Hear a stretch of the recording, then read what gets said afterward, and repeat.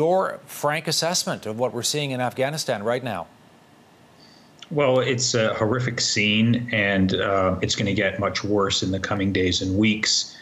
This is a colossal defeat for the United States and its allies.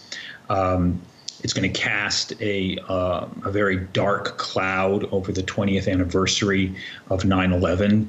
And it's pretty clear that given the rapid collapse of Afghan government troops, that the statements and military assessment that we were given by military commanders in NATO grossly exaggerated the competence of the Afghan government and Afghan forces. Things were much worse than we were told, and we're seeing that unfolding before our eyes. How is it that the American military analysts and strategists, Nadir, got it so wrong? I mean, for months we've been hearing them say the Afghans are capable of defending themselves. We are there to back them up. We will do it.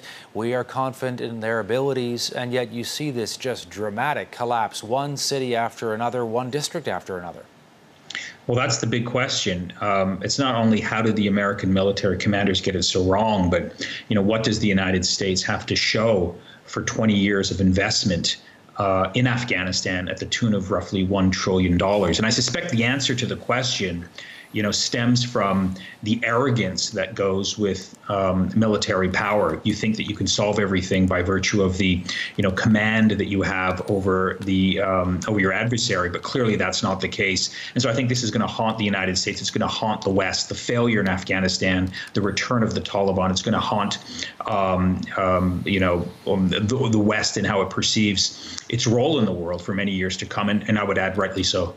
Taking the country, of course, if the Taliban takes over, back to sort of a medieval type of theocracy that we saw prior to 9/11. I mean, how long do you think the Afghan government can actually hold out, Nadir?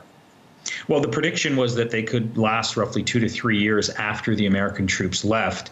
The reports that we're getting right now is that the Taliban are approaching Kabul. And so I think the final days of the Afghan government are rapidly approaching.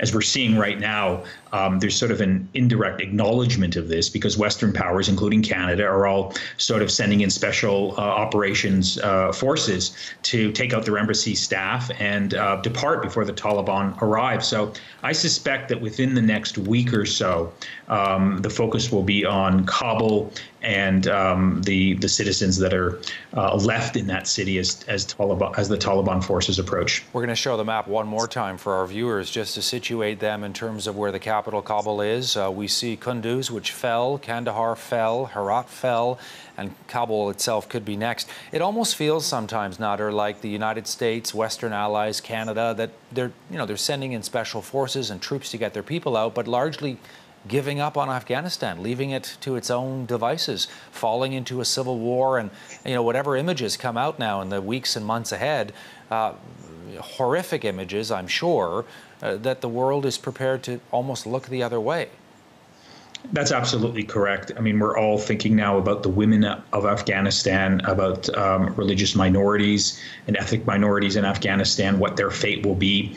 One of the tragedies here is that the Taliban are going to be newly sort of arrogant and triumphant, not want to concede anything to anyone, believing that, previously we defeated the Soviet Union, now we've defeated the United States, we don't need to be accountable to anyone. And of course, one of the big concerns here is that, terrorist groups are going to reconstitute themselves, reorganize and establish themselves in Afghanistan. And that's exactly how 9/11 began. So in many ways, 20 years after 9/11, we're back to the point where we began.